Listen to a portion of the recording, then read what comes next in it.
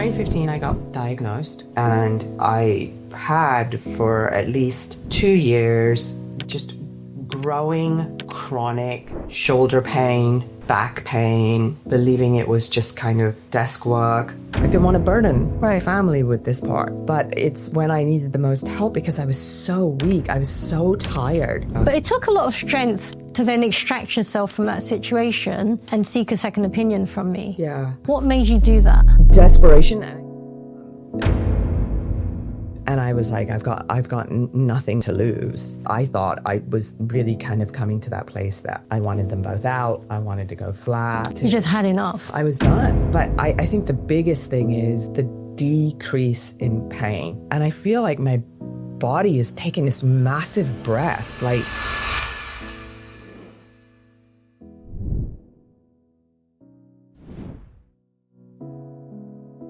Have you had breast reconstruction and been left with a bad result?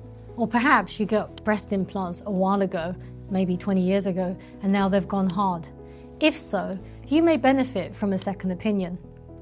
In today's video, I'm going to share with you the story of one of my very brave patients. She was diagnosed with breast cancer at the age of 41, and at that point had double mastectomy with implants, only to get breast cancer again a few years later. And at that point, she had a deep flap from the abdomen, and let's just say things didn't go quite right. After she met with me, we had a plan, and she's here to share her journey with you today. So, Rupinder, thank you, first of all, for coming to share your really important message. You're welcome. Can you tell us about your journey from when you were diagnosed to meeting me? Okay. 2015, I got diagnosed, and at that time, it was... I chose to have a double mastectomy and reconstruction. You had one side breast cancer. Right. It was aggressive, and in hindsight, I don't think I would have chosen that. And then in 2019, I had a recurrence, and at that time, chemotherapy and radiation were the treatments. And so I had the implant removed from the side that the recurrence happened. When I recovered, I had a DIEP flag. From your abdomen? From my abdomen. Mm-hmm. Just to one side? To one side. Mm-hmm. And later, an implant was put in that side to create projection. Of the flap? Yes. Which I remember thinking was odd because I thought that you couldn't put an implant in the radiated side. But I didn't... You can if you have flap. I didn't know that. Okay, yeah. All right. And then soon after, what happened is the asymmetry began. Mm-hmm. The site with the donor started to kind of drop the Tram flap side. Okay. And I guess the implant on the left side was... what's it called in capsular contraction. Capsular. When you get scar tissue that falls around the implant and it becomes very tight. Yes, and I guess that was happening. And I had for at least 2 years just growing chronic shoulder pain, back pain, believing it was just kind of desk work. So many massages in 2023 and 24. Not realizing why did I have such sensitivity. So just to recap, you were diagnosed with breast cancer in 2015 on one side. You opted to get both side mastectomy. You had implant reconstruction. And then, devastatingly, you were re-diagnosed in 2019 with a recurrence. Right. And at that point, what did you have done? Chemotherapy and radiation. Mm-hmm. And then when I was recovered from kind of the radiation part, right. Then I had a DIEP Tram flap. That was from your abdomen? Yes. Yeah. Yeah. And what was that experience like? Because it's a big surgery. It is massive. I didn't think it was possible to experience as much pain as I did. Right. And the impact that it had on my ability to kind of sit up, right? Well, it's one of just the donor site. Yeah. Yeah, it's a core tissue. Yeah. But I was very diligent about doing the therapies, the occupational therapies. So I recovered. Right. And I don't think it was probably less than 12 months later, I started to constantly have like chronic shoulder pain and upper body pain and aches. And I kind of reduced it to, doing televideo, desk work. But if I'm to look at like the number of massages I got after getting this tram flap for discomfort, which I wouldn't have associated then with kind of what we would later discover after I met you, was that the opposing implant was traveling. So just to explain, you were having capsular contraction, where you get scar tissue that forms around the implant on your other side, on the left side, right? The deep flap was to the right side. Right. And then the left side became contracted. Right. And you were getting severe pain from that. Right. And that was affecting you like daily, right? I think over the course of 2 years, that discomfort and that pain really did a number on my quality of life. Physical pain and the impact that it has on your stamina, on my mental health, on my engagement with life. It really slowly started to attack the very essence of what felt like meaningful living. Right. And I don't think I would have known that it was, I thought, the implant was higher, but I didn't really expect it to be that. I just didn't understand what was happening to me. Right. So you had the capsular contraction on this side, you had your flap here, and that was not ideal either, right? And you had your donor site. Right. So there were 3 areas that were affecting you. Yeah. And just like, I think in hindsight, if somebody had told me the impact that doing a tram flap has on your sensitivity, or that things were going to become numb, that I was going to lose feeling, it would have been a really important piece of information for me. Right. And I don't feel like enough attention was given to me around that. And I would have expected that from the institution that I had got my care from. I mean, the counselling ahead of time. Yeah, like a significant amount of time to talk about doing a tram flap. You had just be very clear, you had a deep flap. Yes. So deep, the reason why I'm clarifying that for everyone is that a tram is where we take the muscle. A deep is when most of the muscle is spared. Okay. In fact, all of the muscle is usually spared, but it is still a big surgery. Yeah. And I think when people say, hey, you're getting a free tummy tuck, it really isn't a tram. Yeah. It is still a huge impact on your body. Yeah. Right? Yeah. I think you'd agree with that. I do. I think that there's issues that happen around urinary incontinence after you do a DIEP flap. Right. That if I had been better prepared, I might have not considered that.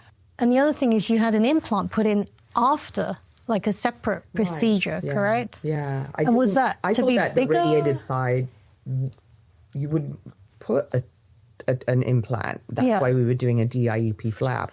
And it could have been that I wasn't paying attention, but later I was told that an implant was going to have to go into that side to create the projection. Right. So it wasn't one and done. Right. But when I met you, you were really quite asymmetric. Yeah. Right. I did think that I had done the double mastectomy for symmetry. Right. Until 9 years later, have no symmetry. Yeah. Yeah. But it took a lot of strength to then extract yourself from that situation and seek a second opinion from me. Yeah. Correct? Yeah. What made you do that? Desperation. And I think, my sister-in-law She had really, really encouraged me that you need to get a second opinion, and had recommended somebody, and you had been recommended as well, and I was like, I've got nothing to lose, right? You know, and I didn't imagine that you would have been able to do what you did. I thought I was really kind of coming to that place that I wanted them both out. I wanted to go flat. Right. Yeah. Right. I still remember that conversation because I was talking you off the ledge. I know. Right. I was there. I was going to do something really like far left. Right. And we didn't. No, we didn't. But I think that's what physical and mental suffering does. Right. You just had enough. I was done. Yeah. Yeah. It's done. Yeah. Right. So what we did instead is I took out all the scar tissue. We took out both implants. You are implant free at this point. Yes. Right. Yeah. And we made the flap a little bit smaller so you're more symmetric. Yes. Right. Yeah. And you're glad you didn't do everything out. Well, I'm glad that you told me that there was another way to preserve my body and remove the implants, and that you had a different plan and you wanted to propose it to me. And I wouldn't have imagined feeling still feminine, right? But I think the biggest thing is the decrease in pain. It really has been night and day for me. Right, we're 2 months out now. Yeah. It feels longer, doesn't it? I feel like I'm actually in my own body now and learning to connect with myself. And I feel like my body is taking this massive breath. Like, you've returned me to a former me. Right. And I'm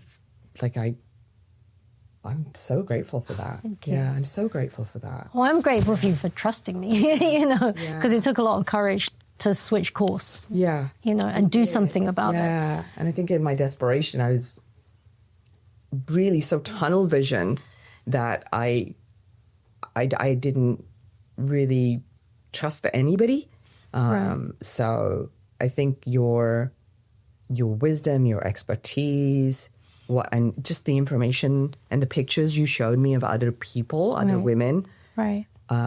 It convinced me that it was, I was going in the right direction with you, Right. Well, I said, listen, if you want to go flat, and I understand you've been through an awful journey, we can always do that. Let's try this. Yeah. And if you want to go flat, I'll take you back and we'll make you flat. Yeah. But live with this for a while, and it's been 2 months now. And how has it been? I feel so... I didn't know it was possible for me to wake up pain-free. Right. And you started a new job. And get a new job. And and to feel like I got plugged back in. Right. Right? I got plugged back into life. And I'd already felt like hitting menopause, I was like, oh God, this is what women are talking about. Like, you just become invisible. Like, I can see me. Right. And I think that I'm still on the journey of recovering my mental health from what physical pain does to your soul and your spirit. Right. But it's exponentially different. And I have fast forwarded in like 60 days to this version of me that I'm coming back into myself. Right. And I can't imagine what I would have done if I had decided not to see you and just return to the loyalty of my previous surgeon.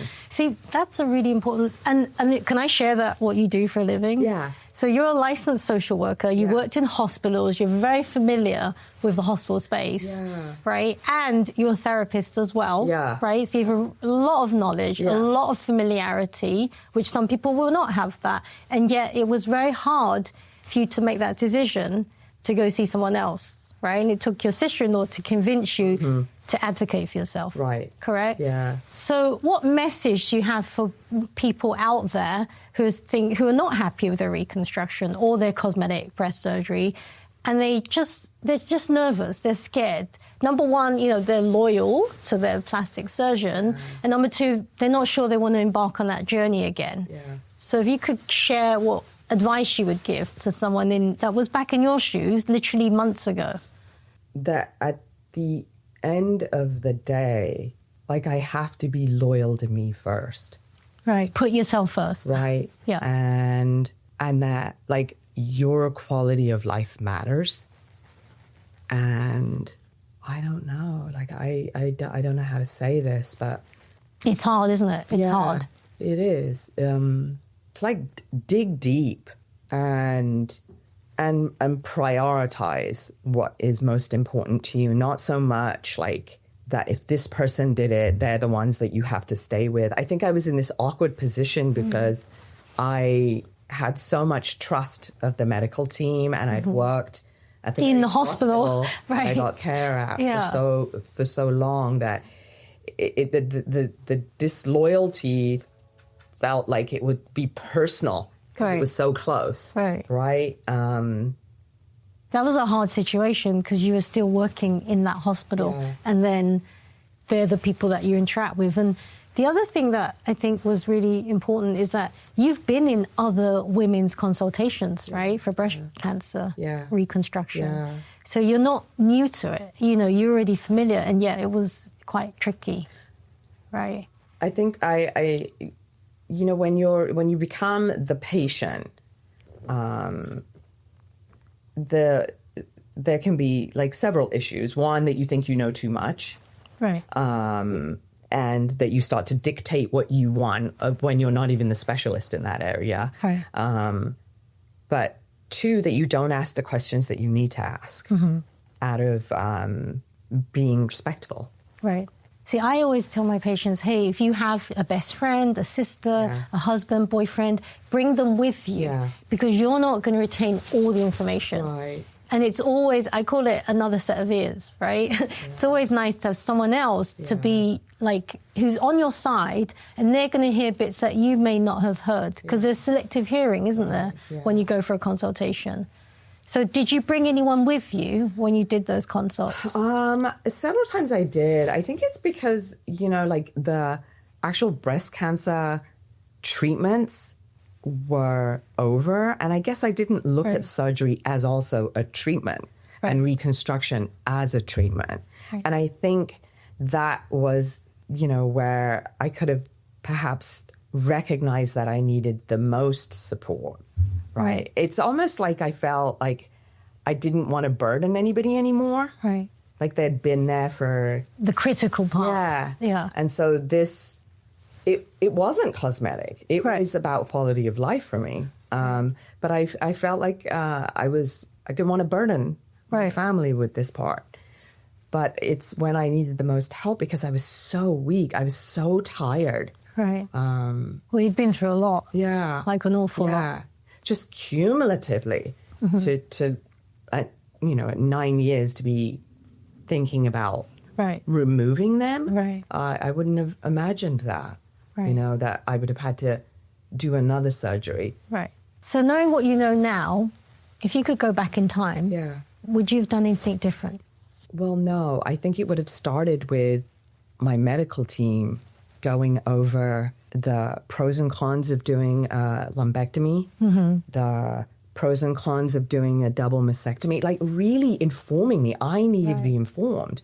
Right. I think if I had known that and if I had been informed, I probably would have picked a lumpectomy and preserved the other breast. Right. I would have definitely done that. I would have got a second opinion. Even though at that point I had an A-team, I would have said, I still need a second opinion. Because it doesn't harm to get another perspective, right? I would have probably picked a female plastic surgeon. Don't know why. But we would have met 10 years ago, though. We would have met 10 years ago. Yeah. And I wouldn't be sitting here because I wouldn't have had the same circumstances. That's an incredible journey, Rupinder, and I really appreciate you sharing, coming and sharing your journey with us. So thank you so much again. You're welcome. I want to say I really appreciate your direction.